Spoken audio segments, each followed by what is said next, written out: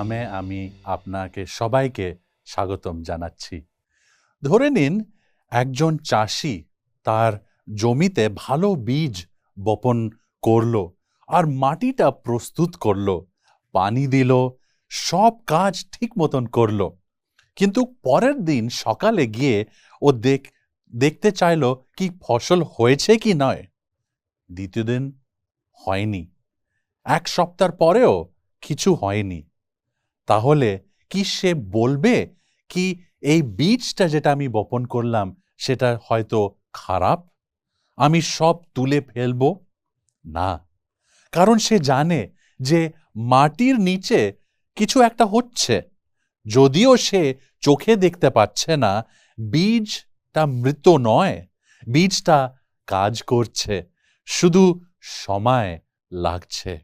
আজ আমাদের অনেকের জীবনেও ওই বীজের মতন আমরা প্রার্থনা করছি, অপেক্ষা করছি, কিন্তু উত্তর এখনো আসছে না। কিছু মানুষ চাকরির জন্য প্রার্থনা করছে, কিছু মানুষ সুস্থ হবার জন্য অপেক্ষা করছে, কিছু মানুষ পরিবারের জন্য, কিছু মানুষ ঈশ্বরের জন্য পরিস্থিতির পূর্ণ হওয়ার জন্য অপেক্ষা করছে। আর অপেক্ষার মধ্যেও একটা প্রশ্ন ওঠে, যখন আমি কিছুই দেখতে পাচ্ছি না, তখন কি ঈশ্বর আমার জন্য কাজ করছেন? আজ আমরা বাইবেল থেকে দেখব যে প্রভুর জন্য অপেক্ষা করা মানে নিষ্ক্রিয় হয়ে বসে থাকা নয়। অপেক্ষা করা হলো কি বিশ্বাস করা যে ঈশ্বর কাজ করছেন, এমনকি যখন আমরা সেটা চোখে দেখতে পারি না তখনও। অপেক্ষা করা এর মানে কি? আমাদের মধ্যে অনেকেই অপেক্ষাকে একটা অংশ অসহায় অবস্থা হিসাবে দেখে। যখন কিছু করার নেই তখন অপেক্ষা আমাদের করতে হয়, যখন আমাদের হাতে কোনো নিয়ন্ত্রণ নেই তখন অপেক্ষা করতে হয়। কিন্তু বাইবেলে প্রভুর জন্য অপেক্ষা করা মানে এর অর্থ শুধু বসে থাকা নয়। গীত সংহিতার 130-এ বলা হয়, প্রভু আমায় সাহায্য করবেন, আমি এই প্রতীক্ষায় রয়েছি, আমার আত্মা তার জন্য প্রতীক্ষা করে। প্রভু যা বলেন আমি তা বিশ্বাস করি। লক্ষ্য করুন, দাউদ এখানে বলছেন না কি আমি কিছু করছি না, তিনি বলছেন আমি আশা রাখি। বাইবেলের অপেক্ষা হলো বিশ্বাসের অপেক্ষা। এটা এমন একজন প্রহরী মতো যে রাতের অন্ধকারে দেয়ালের ওপরে দাঁড়িয়ে আছে। সে জানে না কি ঠিক কটায় সূর্য উঠবে, কিন্তু সে নিশ্চিত যে সূর্য উঠবেই, তাই সে অপেক্ষা করছে। একইভাবে ঈশ্বরের সন্তান হয়তো জানে না কি কখন ওর প্রার্থনার উত্তর আসবে, কিন্তু সে জানে কি ঈশ্বর বিশ্বাস্ত। অনেক সময় আমরা বলি, প্রভু কেন এত দেরি হচ্ছে? কিন্তু বাইবেল আমাদের মনে করিয়ে দেয় যে দেরি মানে প্রত্যাখ্যান নয়। ঈশ্বর চুপ থাকতে পারেন, কিন্তু তিনি অনুপস্থিত নই। ঈশ্বর অপেক্ষা করতে দিতে পারেন, কিন্তু তিনি আপনাকে আর আমাকে ভুলে যাবেন না। যখন যোসেফ কারাগারেতে ছিলেন, মনে হতে পারত কি ঈশ্বর তাকে ভুলে গেছে। যখন আব্রাহাম বছরের বছর পুত্রর জন্য অপেক্ষা করছিলেন, মনে হতে পারত কি প্রতিশ্রুতি আর পূর্ণ হবে না। কিন্তু ঠিক সময় ঈশ্বর কাজ করছিলেন। তাই প্রভুর জন্য অপেক্ষা করা মানে হলো কি আমি সবকিছু বুঝতে পারি না, কিন্তু আমি ঈশ্বরকে বিশ্বাস করি, আর এটাই হলো প্রকৃত বিশ্বাস। অপেক্ষা আমাদের নম্রতা ও বিশ্বাস শেখায়। প্রভুর জন্য অপেক্ষা করা সবচেয়ে সুন্দর ছবিগুলোর মধ্যে একটা আমরা পাই গীত সংহিতার 131। সেখানে দাউদ লিখেছেন, হে প্রভু, আমার হৃদয় গর্বিত নয়, আমার চোখও উঁচু নয়, আমি বড় বড় বিষয় নিয়ে বা আমার বোঝার বাইরে এমন বিষয় নিয়ে ব্যস্ত নয়। কি আশ্চর্য কথা! আমাদের বেশিরভাগ কষ্ট শুধু সমস্যার জন্য আসে না, বরং এই কারণে আসে আমরা সবকিছু আমরা বুঝতে চাই, আমরা জানতে চাই কি এটা কেন হলো, এটা এখানে উত্তর কেন আসলো না, কেন ঈশ্বর চুপ, কেন আমার পরিকল্পনার মতন এটা হচ্ছে না। কিন্তু দাউদ বলছেন, আমি সবকিছু বুঝতে চাই না, আমি ঈশ্বরকে বিশ্বাস করতে চাই। তারপর তিনি একটা অসাধারণ ছবি ব্যবহার করেন। তিনি বললেন কি, আমি আমার প্রাণকে শান্ত ও স্থির করছি, মায়ের কাছে থাকা দুধ ছাড়া শিশুর মতন। এখানে দুধ ছাড়া শিশু এর ছবি খুব গুরুত্বপূর্ণ। ছোট শিশু যখন ওর খিদে পায় তখন ও কাঁদে, তার মন শুধু দুধের দিকে তাকায়। কিন্তু যখন সে বড় হয়ে যায় এবং দুধ ছাড়া হয়ে যায়, তখন সে মায়ের কোলে শুধু খাবার জন্য থাকে না, সে মায়ের উপস্থিতিতেই নিরাপদ খুঁজে পায়। দাউদ বলছেন, আমাদের বিশ্বাসও তেমনি হয়েছে। আমি শুধু ঈশ্বরের দান চাই না, আমি ঈশ্বরকে চাই। আমি শুধু তার আশীর্বাদ চাই না, আমি তার উপস্থিতি চাই। এটা হলো পরিপক্ক বিশ্বাস। ছোট বিশ্বাস বলে কি, প্রভু, আমার সমস্যা যেটা আছে এটা দূর করে দাও। পরিপক্ক বিশ্বাস বলে, প্রভু, সমস্যা থাকলেও আমি আপনার ওপরে বিশ্বাস করব। অপেক্ষার মধ্যেই ঈশ্বর আমাদের এই পরিপক্ক বিশ্বাস শেখান। কারণ অপেক্ষা আমাদের দেখায় যে আমরা সব কিছুর নিয়ন্ত্রণে নেই। অপেক্ষা আমাদের নম্র করে। অপেক্ষা আমাদের শেখায় যে ঈশ্বর আর আমরা নয়। যখন আমরা বুঝতে পারি যে আমাদের জ্ঞান সীমিত, আমাদের শক্তি সীমিত, আমাদের দৃষ্টি সীমিত, তখন আমরা আমাদের চোখ নিজেদের থেকে তুলে ঈশ্বরের দিকে তাকাই। আর তখন হৃদয়ে শান্তি আসে।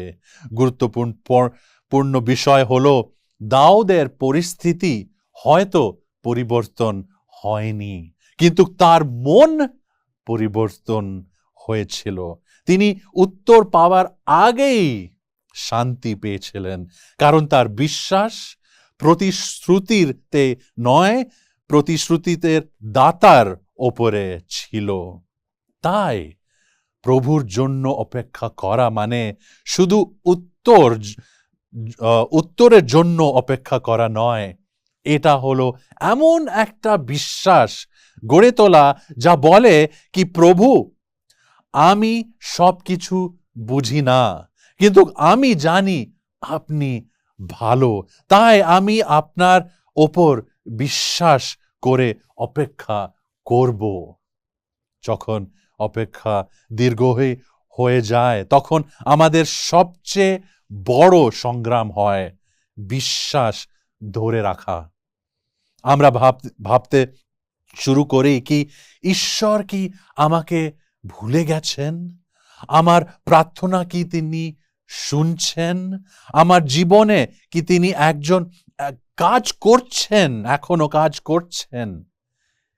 এই সময় গীত সংহিতা 124 আমরা দেখতে পারি, আমরা একটা গুরুত্বপূর্ণ শিক্ষা ওখানে শিখতে পারি।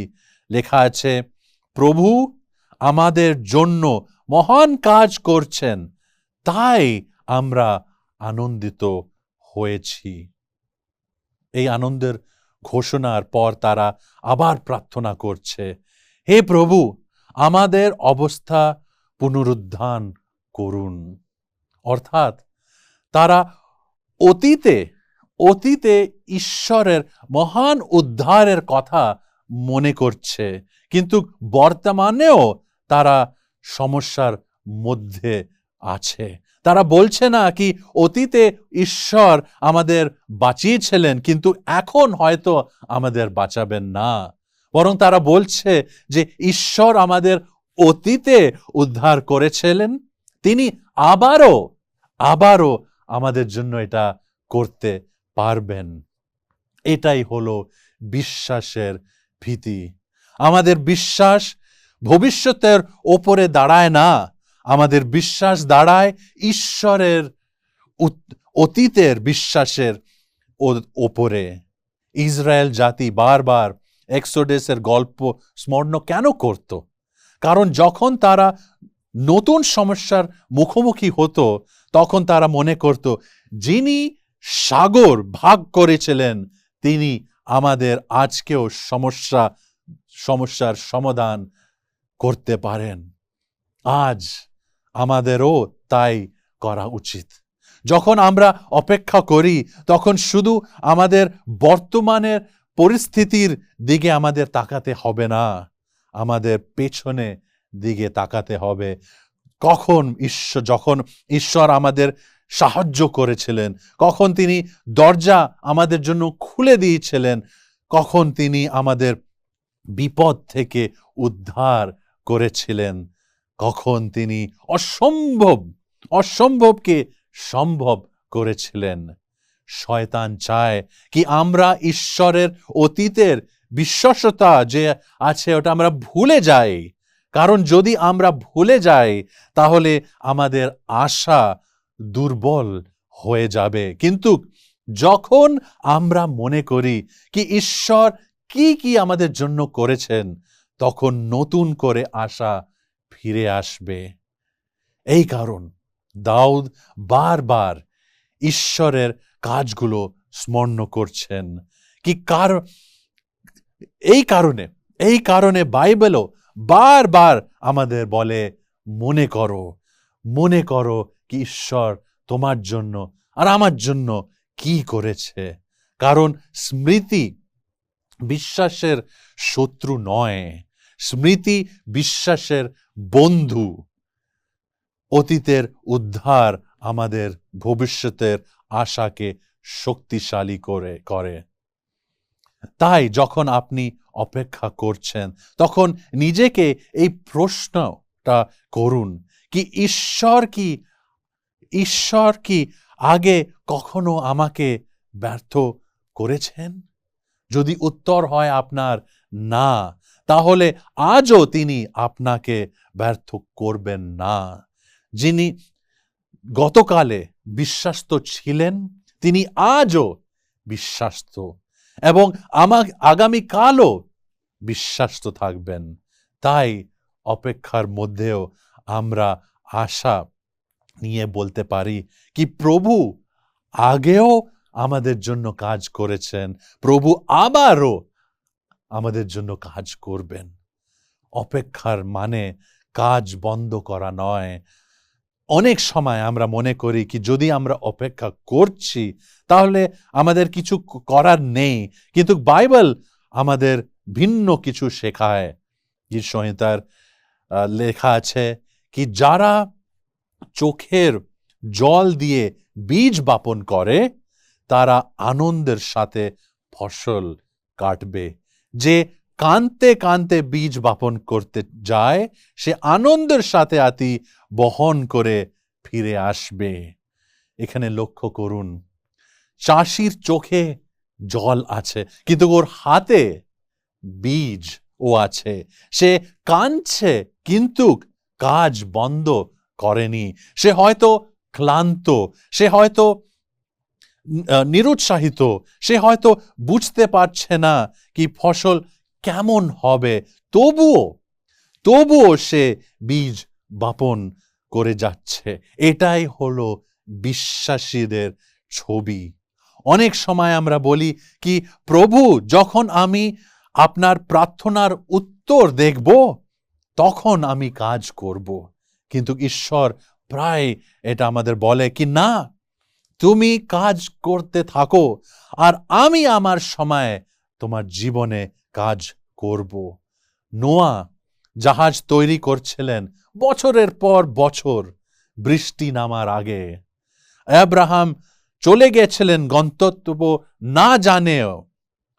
শিষ্যরা সুসমাচার প্রচার করেছিলেন, যদিও তারা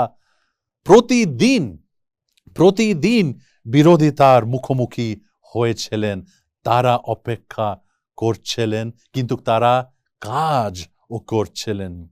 যিশুও এই ছবি ব্যবহার করছেন। তিনি বলেছিলেন কি, ফসল যে আছে ওটা প্রচুর, কিন্তু কাজের লোক কম। পৃথিবী একটা ফসলের ক্ষেতের মতো। আমরা এখনো চূড়ান্ত ফসলের জন্য অপেক্ষা করছি। যিশুর দ্বিতীয় আগমনের জন্য আমরা অপেক্ষা করছি, কিন্তু সেই দিন না আসা পর্যন্ত আমাদের কাজ করতে হবে, আমাদের প্রার্থনা করতে হবে, আমাদের সেবা করতে হবে, আমাদের সুসমাচার শেয়ার করতে হবে, আমাদের বিশ্বাস তো থাকতে হবে। একজন চাষি প্রতিদিন মাটি খুঁড়ে দেখে না কি বীজ বড় হচ্ছে কি না? যদি সে প্রতিদিন বীজ তুলে দেখে তাহলে বীজটা নষ্ট হয়ে যাবে। তার পরিবর্তে সে বিশ্বাস করে কি যে কাজ হচ্ছে, ওটা পূর্ণ হবে। একইভাবে আমাদের কাজ হলো বিশ্বাস্ত থাকা। ফল দেওয়ার কাজ হলো ঈশ্বরের। আমাদের কাজ হলো বীজ বপন করা, বৃদ্ধি দেওয়ার কাজ হলো ঈশ্বরের। আমাদের কাজ হলো সেবা করার, ফলাফল দেওয়ার কাজ হলো ঈশ্বরের। তাই অপেক্ষার সময়ও নিরুৎসাহিত হবেন না। যদি আপনার চোখে জল থাকে তাহলেও বীজ বপন করতে থাকুন। যদি উত্তরের দেরি হয় তাহলেও প্রার্থনা করতে থাকুন। যদি ফলাফল দেখতে আপনি না পান তাহলেও বিশ্বাস্ত থাকুন। কারণ ঈশ্বরের প্রতিশ্রুতি হলো কি, যারা চোখের জল দিয়ে বীজ বপন করে তারা আনন্দর সাথে ফসল কাটবে। আজকের কান্না আগামীকালের আনন্দ হতে পারে। আজকের বীজ আগামীকালের ফসল হতে পারে। তাই প্রভুর জন্য অপেক্ষা করুন, কিন্তু কাজ বন্ধ করবেন না। অপেক্ষার রাত শেষ হবে আমার বন্ধুরা, সকাল আসবে। অপেক্ষার সবচেয়ে কঠিন দিক হলো কি, যে আমরা জানি না কি কতদিন আমাদের অপেক্ষা করতে হবে। যদি আমাদের বলা হতো কি আরো দুদিন অপেক্ষা করুন তাহলে হয়তো সহজ হতো, কিন্তু বেশিরভাগ সময় ঈশ্বর আমাদের সময়সূচি উনি দেন না। তিনি প্রতিশ্রুতি দেন, কিন্তু সব সময় তারিখ উনি আমাদের দেন না। তাই অপেক্ষার রাত অনেক লম্বা মনে হতে পারে, কিন্তু বাইবেল বারবার আমাদের একটাই ছবি দেয় কি, রাত শেষ হলে সকাল আসবে। দাউদ লিখেছেন, রাত্রি জুড়ে কান্না থাকতে পারে কিন্তু সকালে আনন্দ আসছে। কি সুন্দর প্রতিশ্রুতি! দাউদ বলেননি যে বিশ্বাসী কখনো কাঁদবেন না। তিনি বলেননি কি কখনো কষ্ট আমাদের জীবনে আসবে না। তিনি বলেননি কি রাত আসবেন না। তিনি বলেছেন কি, যে রাত স্থায়ী, এই রাতটা স্থায়ী নয়, কান্না স্থায়ী নয়, কষ্ট স্থায়ী নয়, অন্ধকার স্থায়ী নয়, সকাল আসবে। গীত সংহিতাতে লেখা আছে কি, আমার প্রাণ প্রভুর জন্য অপেক্ষা করে, প্রহরীদের চেয়েও বেশি যারা সকালের অপেক্ষা করে। প্রাচীন সময়ে প্রহরীরা রাতভর দেয়ালের উপরে দাঁড়িয়ে ওরা পাহারা দিত। রাত যতই অন্ধকার হোক, তারা একটা বিষয়ে নিশ্চিতভাবে জানতো কি সূর্য আসবে।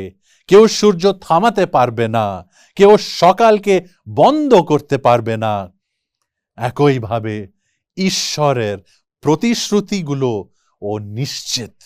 আমরা হয়তো জানি না কি কখন হবে, কিন্তু আমরা জানি কি তিনি আসবেন। আমরা জানি কি তিনি কাজ করবেন। আমরা জানি কি তার সব প্রতিশ্রুতি পূর্ণ করবেন।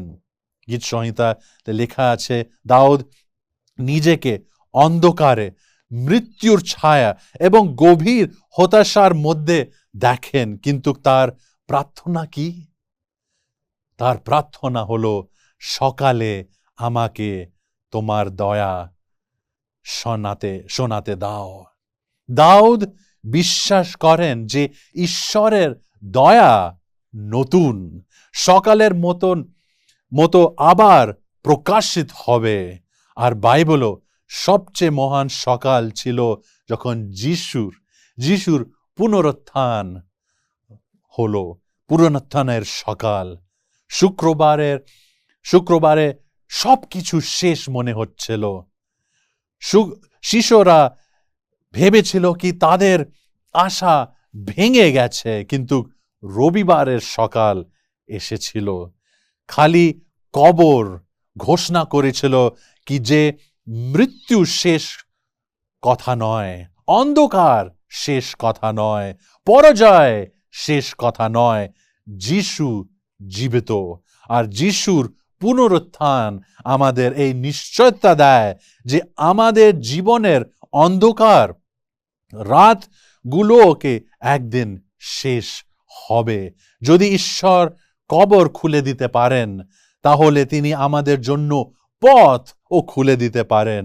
যদি ঈশ্বর মৃত্যুকে জয় করতে পারেন, তাহলে তিনি আমাদেরও সমস্যার ওপরে জয় দিতে পারেন। তাই আজ যদি কেউ অপেক্ষা করছেন, মনে রাখুন কি রাত হয়তো দীর্ঘ, কান্না হয়তো বাস্তব, কষ্ট হয়তো গভীর, কিন্তু ঈশ্বরের সন্তানদের জন্য একটা প্রতিশ্রুতি আছে, সকাল আসছে, সকাল আসছে। আর যখন ঈশ্বরের সকাল আসে, তখন তিনি এমন ভাবে কাজ করেন যে অপেক্ষার প্রতি ও শুরু সার্থক মনে হয়। শেষ পর্যন্ত আমরা কিসের জন্য অপেক্ষা করছি বন্ধুরা? এখন পর্যন্ত আমরা দেখলাম যে অপেক্ষা আমাদের বিশ্বাস শেখায়, নম্রতা শেখায়, কাজ করতে শেখায় এবং আমাদের মনে করিয়ে দেয় যে সকাল আসবে। কিন্তু একটা প্রশ্ন রয়ে গেল, শেষ পর্যন্ত আমরা কিসের জন্য অপেক্ষা করছি? আমরা কি শুধু ভালো পরিস্থিতির জন্য অপেক্ষা করছি? আমরা কি শুধু সমস্যার সমাধানের জন্য আর রোগ থেকে সুস্থ হবার জন্য বা জীবনের উন্নতির জন্য অপেক্ষা করছি? বাইবেল বলে এর চেয়েও অনেক বড় কিছুর জন্য আমরা অপেক্ষা করছি। পল লিখেছেন কি সৃষ্টির উৎকণ্ঠার সাথে অপেক্ষা করছে। শুধু মানুষ নয়, শুধু চার্চ নয়, সমস্ত সৃষ্টি অপেক্ষা করছে। কেন? কারণ কি এই পৃথিবী এমন নয় যেভাবে ঈশ্বর তাকে সৃষ্টি করেছিলেন। পাপ এই পৃথিবীতে দুঃখ এনেছে, রোগ এনেছে, মৃত্যু এনেছে, কান্না এনেছে, কিন্তু একদিন সব কিছু বদলে যাবে। তাই খ্রিস্টানরা শুধু কোনো ঘটনার জন্য অপেক্ষা করছে না, আমরা যিশু খ্রিস্টের জন্য অপেক্ষা করছি। সেই যিশু যিনি বেথলেহেমে এসেছিলেন, সেই যিশু যিনি ক্যালভারিতে মারা গেছিলেন, সেই যিশু যিনি কবর থেকে জীবিত হয়ে উঠেছিলেন সেই যিশু আবার আসছেন। বাইবেলে লেখা যিশুর কথা, আমি উজ্জ্বল প্রভাতের তারা। যেমন প্রভাতের তারা নতুন দিনের আগমনের ঘোষণা করে, তেমনি যিশু নতুন যুগের আগমনের ঘোষণা করে। তার আগমনের কোনো মৃত্যু থাকবে না, আর কোনো কান্না থাকবে না, কোনো রোগ থাকবে না, আর কোনো অপেক্ষাও থাকবে না। আজ আমরা বিশ্বাস দিয়ে চলছি, তখন আমরা তাকে মুখোমুখি আমরা ওনাকে দেখব। আজ আমরা প্রতিশ্রুতিতে আশা রাখছি, তখন আমরা প্রতিশ্রুতির পূর্ণতা আমরা দেখব। আজ আমরা রাতে অপেক্ষা করছি, তখন চিরস্থায়ী সকাল শুরু হয়ে যাবে। তাই প্রভুর জন্য অপেক্ষা করা বৃথা নয়, কারণ কবর খালি, কারণ খ্রিস্ট জীবিত, কারণ প্রতিশ্রুতিগুলো সত্য, কারণ রাজা আসছেন। তাই বাইবেলে লেখা, হে ইসরায়েল, প্রভুর ওপর আশা রাখো। যদি আপনি আজ অপেক্ষা করছেন, তাহলে নিরুৎসাহিত হবেন না। যদি প্রার্থনার উত্তর দেরি হয়, তাহলে বিশ্বাস হারাবেন না। যদি রাত দীর্ঘই হয়, তাহলে আশা ছেড়ে দেবেন না, কারণ ঈশ্বর বিশ্বাস্ত। সকাল আসছে বন্ধুরা, আর তার চেয়েও বড় কথা, যিশু আবার আসছেন আমাদের সব দুঃখ, চোখের জলটা মুছে দেবার জন্য, আর আমাদের যিশুর সঙ্গে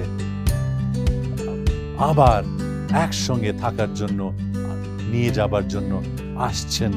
যিশু আসছেন, অপেক্ষা আর আমাদের করতে হবে না।